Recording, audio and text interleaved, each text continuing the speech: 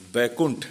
आज बात करने वाले हैं ऐसे शब्द को लेकर के कि जो बहुत प्रचलित है, बहुत शानदार है, बड़ा सुकून देने वाला है, जिसको कहते हैं बैकुंठ। बैकुंठ माने क्या?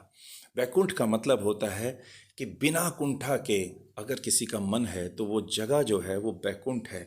अगर आपके मन में किसी भी प्रकार की कुंठा चल रही है, कोई द्वेष भावना चल रही है, कोई डर चल रहा है, तो समझ लीजिए कि वो बैकुंठ नहीं है। और अगर आपके मन में किसी भी प्रकार की कोई कुंठा नहीं है तो समझ लीजिए कि वो बैकुंठ है। और आपने ये सुना होगा, शास्त्रों में लिखा गया है कि ईश्वर बैकुंठ में निवास करते हैं। अगर आप चाहते हैं कि ईश्वर आपके अंदर निवास करें, आपको अनुभूति हो ईश्वर की, तो आपको अपने मन को बैकुंठ बनाना होगा। अगर आप अपने मन को बैकुंठ बनाने के लिए कार्य करते हैं तो आपके अंदर ईश्वर निश्चित रूप से निवास करेंगे ही करेंगे। कैसे बनाएंगे अपने मन को बैकुंठ? मन के अंदर बहुत सारे विकार होते हैं, कुंठाएं होती हैं, बहुत सारी द्वेष भावनाएं होती हैं, बहुत सारा प्रवृत्ति हमारी प्रभावों से ग्रसित होती है, बहुत सारे डर होते हैं, बहुत सारा गुस्सा होता है लोगों के प्रति, समाज के प्रति, स्थान के प्रति। तो वो सारी की सारी कुंठाएं जो हैं हमारे मन को दूषित कर देती हैं। और दूषित मन में ईश्वर का निवास कैसे हो सकता है, ये आप खुद समझ सकते हैं। तो उन सब को आपको निकालना होगा। किस तरह से निकालेंगे आप उन सब को? या तो आप अकेले में बोल करके निकाल सकते हैं, सारी कुंठाओं को एक बार बाहर निकाल दीजिए। आप रोकर निकाल सकते हैं कि आप लगातार रोइए ताकि वो सारी कुंठाएं आपकी बह जाएं।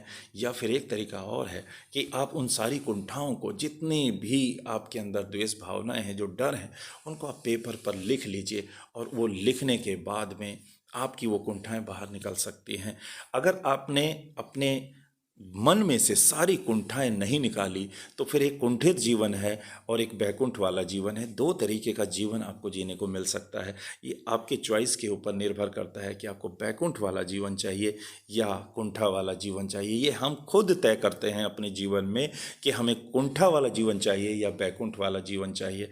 अगर हमने ये तय कर लिया कि मुझे कुंठा वाला जीवन नहीं चाहिए, तो फिर आप वो सारी कुंठाओं को बाहर निकालने के लिए तत्पर हो जाएंगे और फिर आपको वो रास्ते मिलना चालू हो जाएंगे कि मुझे ये सारी कुंठाओं को बाहर कैसे निकालना है।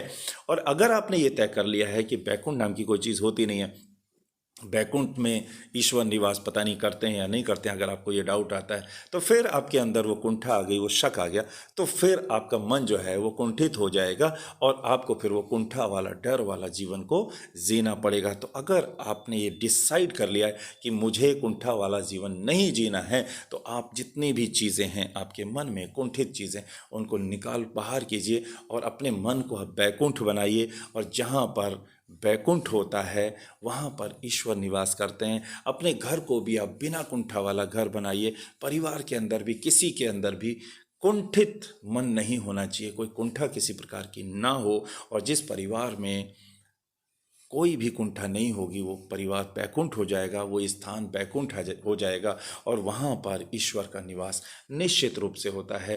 तो यही हमारी प्रार्थना है ईश्वर से कि आप सभी का मन बैकुंठ बने, आपका घर बैकुंठ बने, पूरे समाज का, पूरे देश का जो मन है वो बैकुंठ बने, पूरे संसार का मन बैकुंठ बने और वहाँ पर ईश्वर का निवास हो और सभी के मन में अपार शांति हो, अपार आनंद हो।